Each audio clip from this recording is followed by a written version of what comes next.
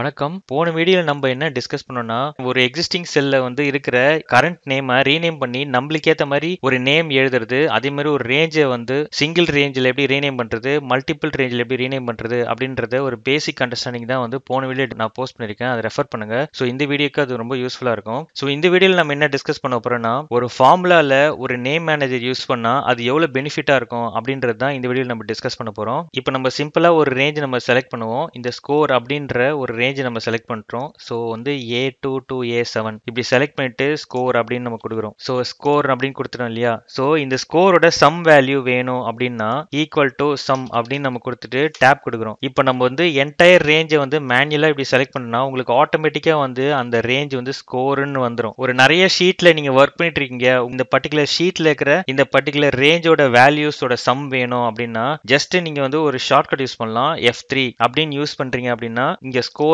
இருக்கு. இதை செலக்ட் பண்ணிட்டு ஓகே கொடுத்தீங்கன்னா ஜஸ்ட் கண்ட்ரோல் என்டர் கொடுத்தீங்கன்னா அந்த என்டையர் ரேஞ்சோட சம் வேல்யூ உங்களுக்கு வந்துடும். அடுத்த சினாரியோனா ஒரு மேட்ச் அப்படின்ற ஃபார்முலால நேம் மேனேஜர் யூஸ் பண்ணி நம்ம எழுதுவோம். மேட்ச் பத்தின ஒரு ஃபார்முலா ஒரு பேசிக் அண்டர்ஸ்டாண்டிங் என்னோட ப்ரீவியஸ் வீடியோல போஸ்ட் பண்ணிருக்கேன். அதை ரெஃபர் பண்ணுங்க. ஸோ மேட்ச் ஃபார்முலா உங்களுக்கு ஓரளவுக்கு ஐடியா கிடைக்கும். So equal to match. இப்போ லுக்அப் வேல்யூ எடுக்கிறோம் A9 காமா. ஸோ நீங்க F3 கொடுத்தீங்கன்னா உங்களுக்கு அந்த பர்டிகுலர் ரேஞ்ச் செலக்ட் பண்ணிட்டு நீங்க ஓகே அப்படின்னு கொடுத்தீங்கன்னா உங்களுக்கு நேம் செலக்ட் ஆயிடும் காமா. ஸோ நம்மளுக்கு இப்போ எக்ஸாக்ட் வேல்யூ தேவை, அதனால 0 செலக்ட் பண்ணிட்டு என்டர் கொடுக்குறோம். ஈஸ்ட் அப்படின்ற வேர்ட் செகண்ட் பொசிஷன்ல இருக்கு. இப்போ நான் F2 கொடுத்துட்டு இந்த ரேஞ்ச் பாத்தீங்கன்னா உங்களுக்கு லுக்அப் வேல்யூ அந்த லுக்அப் ரேஞ்ச் இருக்கு பாத்தீங்களா? ஸோ உங்களுக்கு லுக்அப் ரேஞ்ச் உங்களுக்கு பெரிய டீட்டெயிலா இருக்கும். ஸோ இது சிங்கிள் வேர்ட்ல இருக்கனால நீங்க ஃபார்முலா டிசைட் பண்ணும்போது கொஞ்சம் ஆர்கனைஸ்டா ஃபார்முலா டிசைன் பண்றதுக்கு ரொம்ப யூஸ்ஃபுல்லா இருக்கும். இந்த A9 கூட நம்ம லுக்அப் வேல்யூவா நம்ம எழுதலாம். A9 அப்படி இருக்கு பாத்தீங்களா? திருப்பி இந்த மவுஸ் கிளிக் பண்ணி லுக்அப் வேல்யூ. இப்போ நம்ம திருப்பி அந்த ஃபார்முலா எழுதுவோம். ஈக்குவல் டு மேட்ச் F3 கொடுத்துட்டு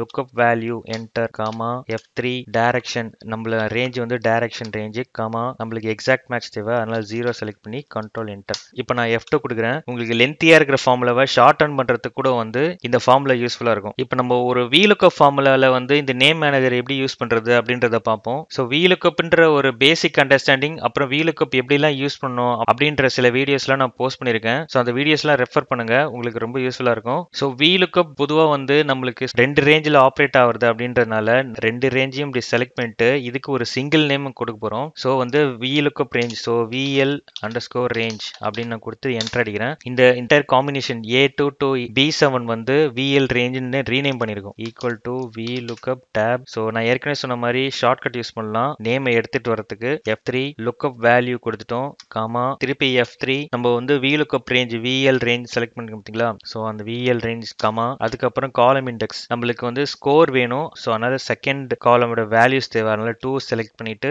காமா. எக்ஸாக்ட் வேல்யூ நம்மளுக்கு தேவை, அதனால எய்தர் நம்ம ஃபால்ஸ் செலக்ட் பண்ணலாம் இல்ல 0 கூட செலக்ட் பண்ணலாம். இப்போ நான் F2 கொடுத்தேன்னு பாத்தீங்கன்னா இந்த VLOOKUP பாத்தீங்கன்னா உங்களுக்கு பார்க்கும்போதே ஆர்கனைஸ்டா இருக்கு பாத்தீங்களா? VLOOKUP VL ரேஞ்ச் அப்புறம் 2 and 0. ஸோ உங்களுக்கு பெரிய லென்த்தியான ஃபார்முலாலாம் எழுதும்போது இது என்ன ரேஞ்ச் எங்க ஆப்ரேட் ஆகுதுன்றத உங்களால ஈஸியா ஐடென்டிஃபை பண்ணலாம். இந்த மாதிரி நிறைய சினாரியோஸ்ல நீங்க நேம் மேனேஜர்ஸ் யூஸ் பண்ணீங்கன்னா நீங்க டிசைன் பண்ற காம்ப்ளிகேட்டட் ஃபார்முலாஸ்க்கு ரொம்ப யூஸ்ஃபுல்லா இருக்கும். ஸோ இந்த வீடியோ உங்களுக்கு யூஸ்ஃபுல்லா இருக்கும்னு நினைக்கிறேன். நன்றி.